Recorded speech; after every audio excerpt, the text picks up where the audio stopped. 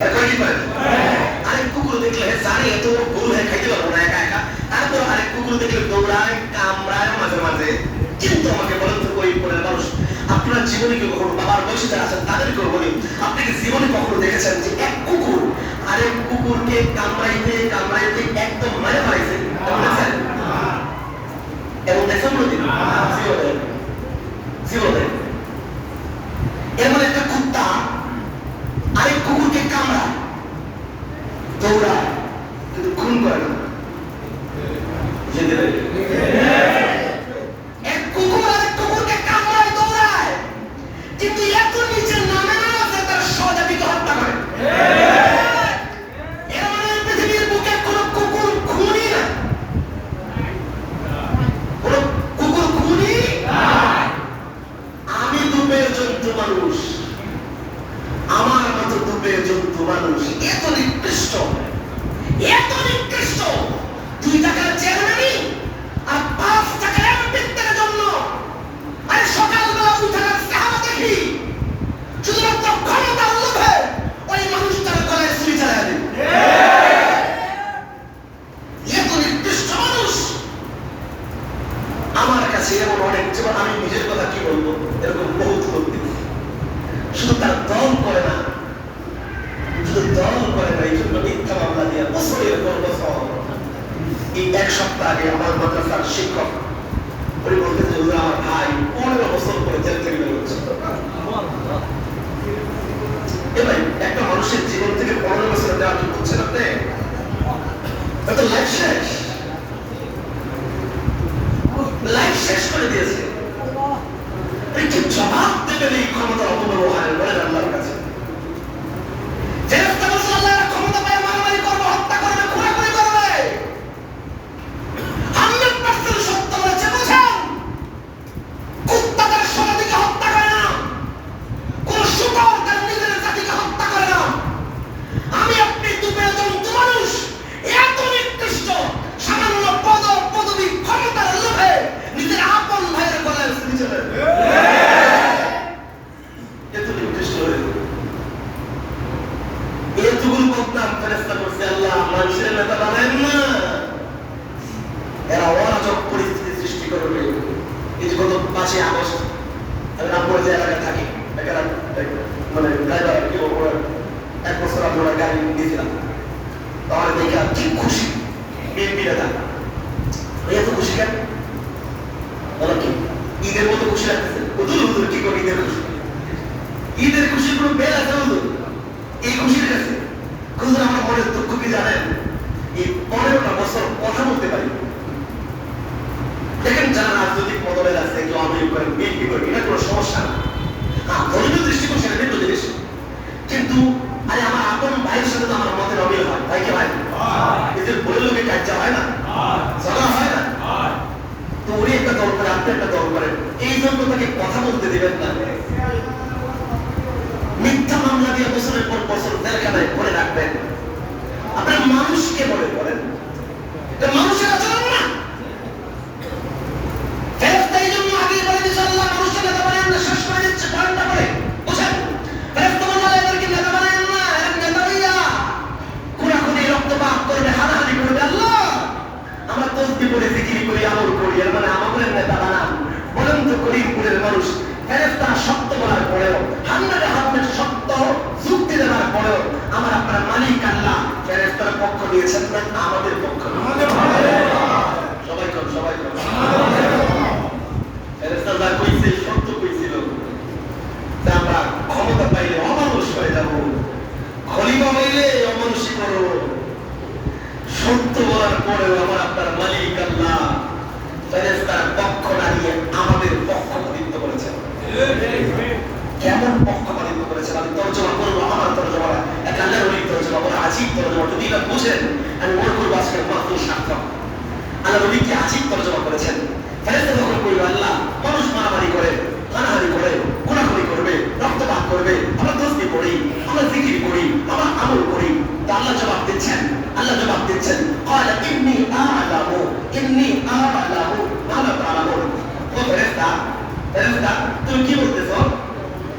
আমার বান্দা শুধু মারামারি করবে, খুনাখুনি করবে,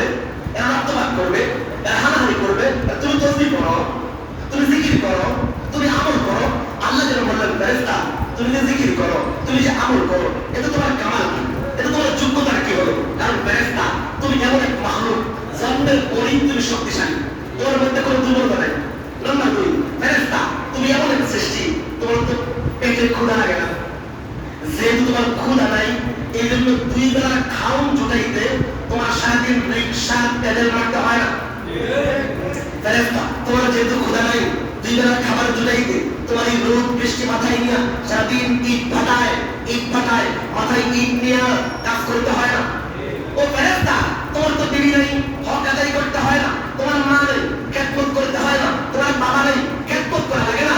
আরে ফেরেশতা তোমার তো সন্তান নাই, সন্তানের স্কুলের ফিস জোটাইতে তোমার তো সারাদিন চাকরি করতে হয় না, ব্যবসা করতে হয় না। ফেরেশতা তোমার তো ঘুম নাই, যেহেতু ঘুম নেই তো বাড়ি লাগে না, যেহেতু বাড়ি লাগে না নিজের বাড়ি ঘর ছেড়ে না ওই সুরে প্রবাসী গিয়া মাথার ঘাম পায়ে ফেলে অর্থ করি জমা তোমার তো বিল্ডিং বানানোর বাড়ি বানানোর কোনো দরকার নাই। ও ফেরেশতা তোমার তো ঠান্ডা লাগে না, জ্বর হয় না, হাসপাতালে ভর্তি হতে হয় না। এর মানে আল্লাহ যেন বললেন ও ফেরেশতা তোমার ঘুম নাই, ও ফেরেশতা তোমার ক্লান্তি নাই, ও ফেরেশতা তোমার ক্ষুধা নাই, ও ফেরেশতা তোমার সন্তান নাই, তোমার বিবি নাই, তোমার মা নাই, তোমার বাবা নাই। এর মানে তোমার কোনো কাজ নাই, তুমি তো বেকার। তুমি কি আমার শ্রম শক্তিশালী কোনো দুর্বলতা নাই, যেহেতু তুমি বেকার এজন্য প্রয়োজন জলদি করো। বুঝতেছেন? ও ফেরেশতা তোমার তো কোনো কাজ নাই, তো তসবিহ পড়ো, জিকির করো, আমল করো, কিন্তু উল্টা আমার যে বান্দা মানুষের বদনাম করা, তাকাও আমার ইনসানের দিকে। আমার বান্দা যখন জন্ম নিবে না, খলিকাল ইনসানু দাঈফা, এরপর দুর্বল হয়ে জন্ম নিবে, এরপর দুর্বল হবে। এখন জন্মের পরে হাত থাকবে, ধরতে পারবে না। জন্মের পরে এদের না পা থাকবে, কিন্তু হাঁটতে পারবে না।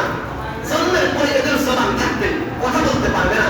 জন্মের পরে এদের কান থাকবে, কিন্তু কথা বললে বুঝবে না। এদের চোখ থাকবে, ভালো মন্দ কিচ্ছু বুঝবে না। আমার এই বান্দা ওরা দুর্বল হয়ে জন্ম হয়ে এরপরে আস্তে আস্তে আমার এই বান্দা বড় হতে থাকবে। যত বড় হবে তার শরীরে শক্তি আসবে, হাত দিয়ে ধরতে পারবে, পা দিয়ে চলতে পারবে, কান দিয়ে শুনতে পারবে, জবান দিয়ে বলতে পারবে, চোখ দিয়ে দেখতে পারবে। আমার এই বান্দা আস্তে আস্তে যত বড় হবে, সবল হইতে থাকবে, তত বেশি তার কাঁধে দায়িত্বের বোঝা চাপতে শুরু করবে।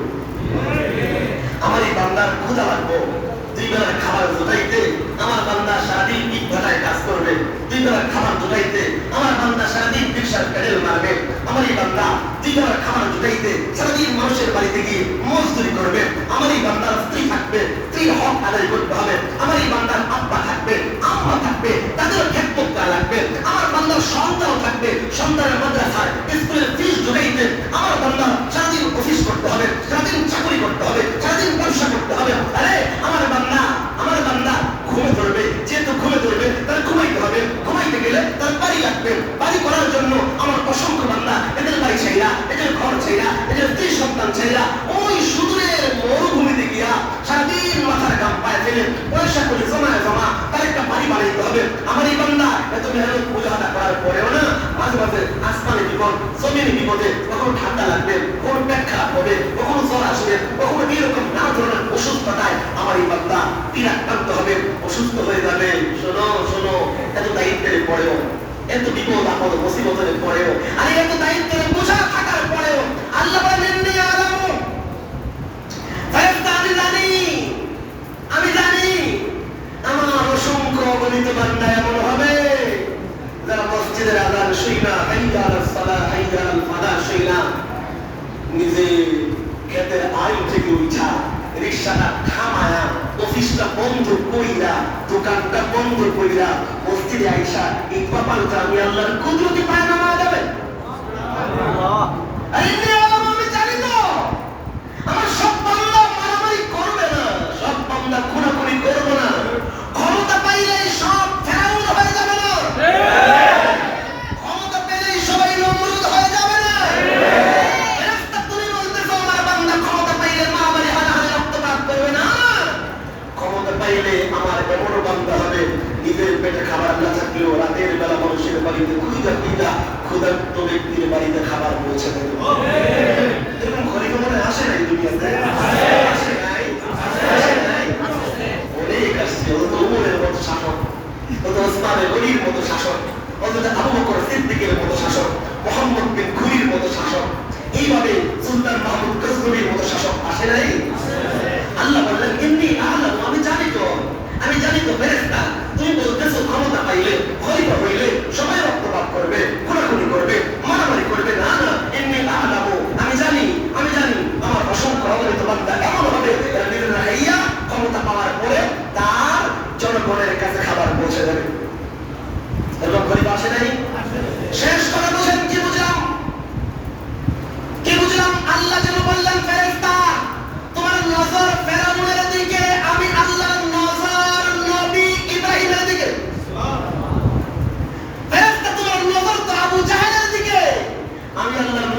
আবু বকরের দিকে।